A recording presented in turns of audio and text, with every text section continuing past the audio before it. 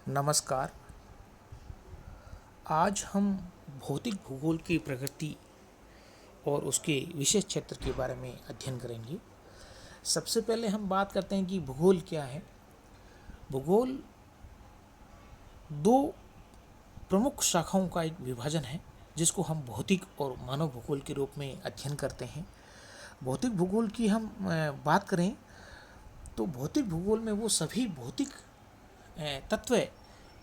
और उचावच को शामिल करते हैं जो अजैविक रूप से हमें दिखाई देते हैं या जिनको हम महसूस करते हैं, उन सभी को हम शामिल करते हैं। और मानव भूगोल के अंदर मानव और पर्यावरण के मध्य जितने भी संबंध होते हैं, आपसी जो तालमेल होता है, उनसे बनने वाली सभी क्रियाओं का हम मानव भूगोल के अंदर अध्ययन करते हैं। हम चर्चा कर रहे हैं भौतिक भूगोल की। तो भौतिक भूगोल पे हम मुख्य रूप से देखते हैं कि अलग अलग इसकी विशेष क्षेत्र हैं, इसकी परिभाषाएं हैं, इनकी विशेष रूप से इसमें अध्ययन किया गया है। भौतिक जो पर्यावरण है इसके अंदर उचावच है, जल है और वायु को मुख्य रूप से इसमें शामिल करते हुए हम इसको क्रमबद्ध रूप से इसका हम अध्ययन कर सकते हैं। हम देखते हैं कि जो भौतिक वातावरण का अध्ययन ही मुख्य रूप से भौतिक भूगोल है, जो कि ग्लोब के धरातलीय जो उचावच हैं, जिनको हम भू आकृति विज्ञान या मॉर्फोलॉजी के नाम से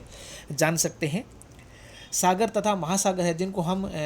समुद्र विज्ञान या ओशनोग्राफी के नाम से जानते हैं। तथा इसके अलावा वायु हैं जिनको हम जलवायु विज्ञान क्लाइमेटोलॉजी के रूप में विशेष तौर से हम इसका अध्ययन करते हैं। इनको हम भौतिक भूगोल के रूप में मुख्य रूप से शामिल करते हैं। हम बात करें परिभाषाओं के रूप में तो हम देखते हैं कि भौतिक भूगोल मुख्य रूप से सामान्य रूप से कई भूविज्ञानियों का अध्ययन और समन्वय है जो मनुष्य के पर्यावरण पर सामान्य रूप से प्रकाश डालते हैं।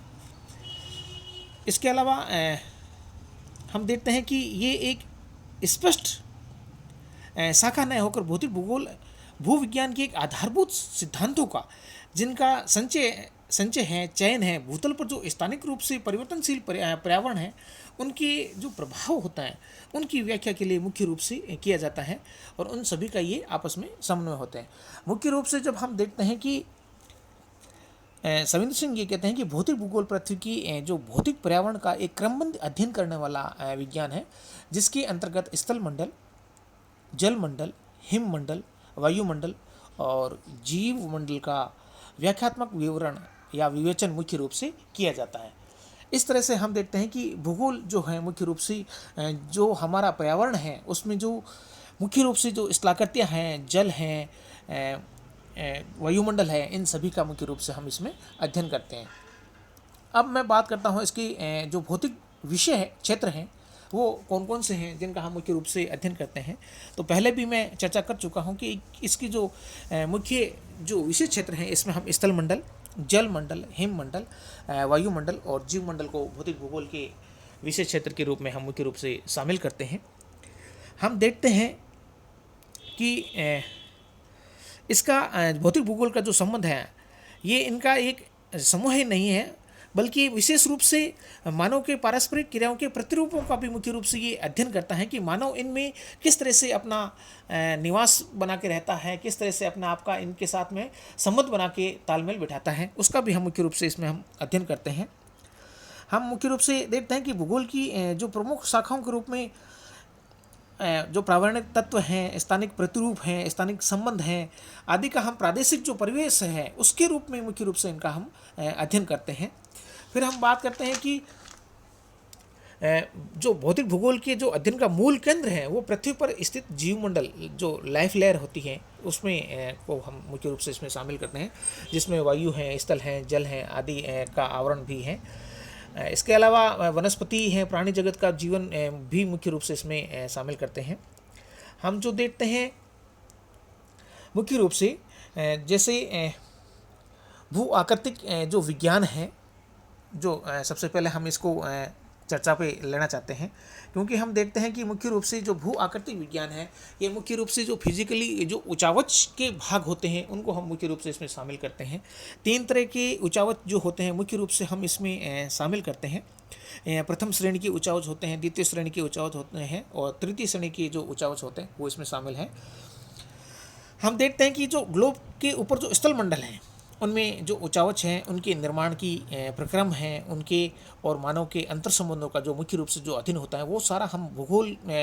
के भू आकृतिक विज्ञान के रूप में मुख्य रूप से जिनको हम जियो मॉर्फोलॉजी या जियोमॉर्फो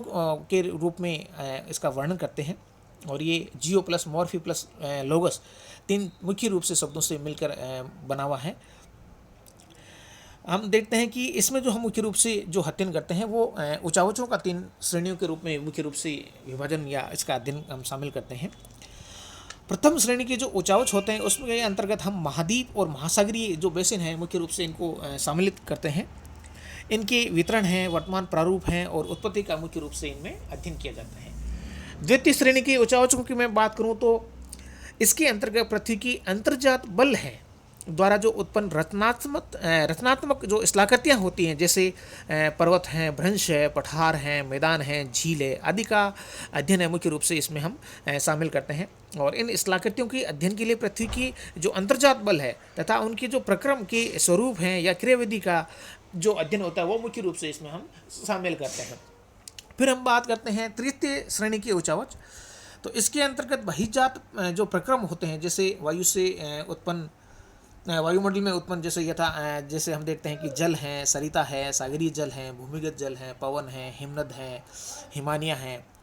द्वारा जो अपक्षय होता है, अपर्दन होता है और निक्षेपण द्वारा जो जनित स्थलाकृतियों की जो आकारिकी होती है या आकृति होती है उनकी उत्पत्ति और विकास का मुख्य रूप से जो अध्ययन होता है वो हम इसमें शामिल करते हैं। हम देखते हैं कि इसमें जो स्थल रूपों की निर्मित और इनसे जो प्रभावित और परिमार्जित करने वाले जो प्रक्रम हैं मुख्य रूप से जिसको हम अनाच्छादन का ये प्रक्रम के रूप में हम जानते हैं उसको हम इसके अंतर मुख्य रूप से शामिल करते हैं, जिसमें अपक्षय, अपर्दन और निक्षेपण को मुख्य रूप से भूमिका होती है। अब मैं बात करता हूँ समुद्र विज्ञान की, जिसको हम ओशियनोग्राफी के नाम से जानते हैं। ओशियनोग्राफी की हम बात करें तो पृथ्वी की धरातल का लगभग 70% जो भाग हैं वो सागरीय जल से आवृत हैं या ढका हुआ है और इस जलीय भाग को ये मुख्य रूप से हम जलमंडल के नाम से जानते हैं। तो और इसमें जलमंडल और सागर की जो अध्ययन होता है इसी को हम समुद्र विज्ञान के रूप में जानते हैं। इसके अंतर्गत हम देखते हैं कि जलमंडल के भौतिक हैं, जैविक पहलू हैं, उनकी जटिलताओं का जो वर्णन होता है उसकी हम व्याख्या को मुख्य रूप से इसमें शामिल करते हैं। हम देखते हैं कि मुख्य रूप से इसमें हम जो समुद्र के जो अंतर्गत हैं जो इसकी सागरीय भू विज्ञान है, भू आकृतिक विज्ञान है और जो भौतिक समुद्र विज्ञान है, रसायन समुद्र विज्ञान है, इस तरह के कई इसमें सम्मिलित इसके भाग हैं।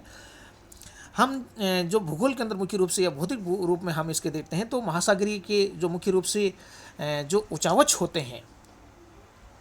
सागरीय बेसिन की जो उचावच होते हैं जिनको महाद्वीपीय निमग्न तट है, महाद्वीपीय निमग्न ढाल है, महाद्वीपीय निमग्न मैदान है, इसके अलावा गर्त हैं, खाइयाँ हैं, उन सभी का मुख्य रूप से हम महासागरीय बेसिन में मुख्य रूप से इनमें अध्ययन करते हैं। क्योंकि इसके अलावा इसमें हम मुख्य रूप से देखते हैं तो जल की गतियाँ हैं जिसमें सागरीय लहरें हैं, धाराएँ हैं, ज्वार भाटा है, सुनामी है आदि हैं। इसके अलावा जल के जो भौतिक गुण होते हैं जैसे हम देखते हैं तापमान है, दबाव है, लवणता है, घनत्व है, संपीड़नता है, श्यानता है और जलपुंज है आदि इनके विशेष रूप से इनको भी हम इसमें अध्ययन करते हैं। इसके अलावा हम देखते हैं कि इनके ऊपर जो सागरीय मौसम विज्ञान है, जो समुद्र के ऊपर या सागर के ऊपर जो वायुमंडलीय दशा हुआ इनको जो प्रभावित करता है उनका भी हम इसमें मुख्य रूप से अध्ययन करते हैं। अब मैं बात करता हूँ जलवायु विज्ञान का। तो जलवायु विज्ञान के अंदर हम मुख्य रूप से देखते हैं जो पृथ्वी के चारों ओर जो गैसीय आवरण जो हम महसूस करते हैं या देखते हैं उसी को हम वायुमंडलीय कहते हैं और इसके अंदर और इसके अध्ययन करने वाले विज्ञान को मौसम विज्ञान या जलवायु विज्ञान के रूप में हम जानते हैं। हम बात करें जलवायु विज्ञान के अंदर वायुमंडलीय दशाओं के जो मौसम है, जलवायु का क्रमबद्ध और प्रादेशिक जो अध्ययन होता है वो मुख्य रूप से इसमें हम शामिल करते हैं, जिसमें दिन, सप्ताह, मास ये भी इसमें मतलब किस तरह से जलवायु जो अपना आपको ये प्रभावित करती है उसका हम विशेष तौर से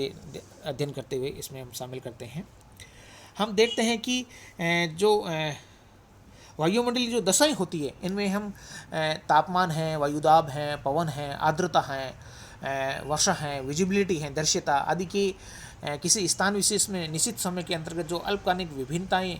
की जो दशाएं होती है उसी को हम मौसम के रूप में शामिल करते हुए इसका मुख्य रूप से अध्ययन करते हैं, जो एक स्थान से दूसरे स्थान पर एक समय से दूसरे समय के दौरान मौसम संबंधी जितनी भी दशाओं का जो साधारणीकरण होता है उसी को हम जलवायु विज्ञान के रूप में अध्ययन करते हुए इनका महत्वपूर्ण रूप से अध्ययन करते हैं। हम देखते हैं कि जलवायु विज्ञान एक किसी निश्चित क्षेत्र के दीर्घकालीन में वायुमंडलीय जो तत्व होते हैं जिनका दिन प्रतिदिन की मौसम संबंधी दशाओं का संयुक्त रूप प्रदर्शित करते हैं। इसके अलावा इसमें हम औसत मौसम के रूप में इसमें हम बढ़कर अलावा हम विचलन हैं, विभिन्नताएं हैं और चरम जो दशाएं होती हैं, घटनाएं होती हैं, इसमें को भी इसमें हम मुख्य रूप से शामिल करते हैं, जो किसी तरह से मौसम और इनकी जो जलवायु दशाएं होती हैं इनको मुख्य रूप से प्रभावित करते हैं। फिर हम देखते हैं कि कुछ ऐसी मौसमी दशाएं होती हैं जैसे ऊष्मा है, आर्द्रता है, वायु का संचार भी है, वो भी इसमें मुख्य रूप से हम शामिल करते हैं और इनका हम मुख्य रूप से अध्ययन करते हैं। अब हम बात करते हैं जीव विज्ञान की, तो हम चर्चा करते हैं सबसे पहले जीव विज्ञान। जीवमंडल सामान्य रूप से पृथ्वी की सतह के चारों ओर जो व्याप्त एक आवरण है और इसके अंदर जो वनस्पति और प्राणी जीवन है उनके बारे में हम मुख्य रूप से इसमें अध्ययन करते हैं। हम देखते हैं कि जीवमंडल का जो अध्ययन है वो प्राणी और वनस्पतियों के सामूहिक रूप में समय और स्थान के परिवेश में वितरण प्रतिरूपों के अलावा वितरण प्रतिरूपों के रूप में मुख्य रूप से किया जाता है। इसमें जो पृथ्वी की पर्यावरण की जैविक और अजैविक तत्वों के बीच जो घनिष्ठ संबंध होता है उसको और मानव और जीवमंडल के बीच जो समानुपातिक जो संबंध होता है इसका मुख्य रूप से इसमें हम अध्ययन करते हैं। हम देखते हैं कि जीवमंडल के अंदर मुख्य रूप से जो शामिल करते हैं उसको हम जीवमंडल की इस आवरण का जो संगठन है सामान्य रूप से 30 किलोमीटर से कम मोटी वायु, जल, मिट्टी और सेल की पतली परत से होता है।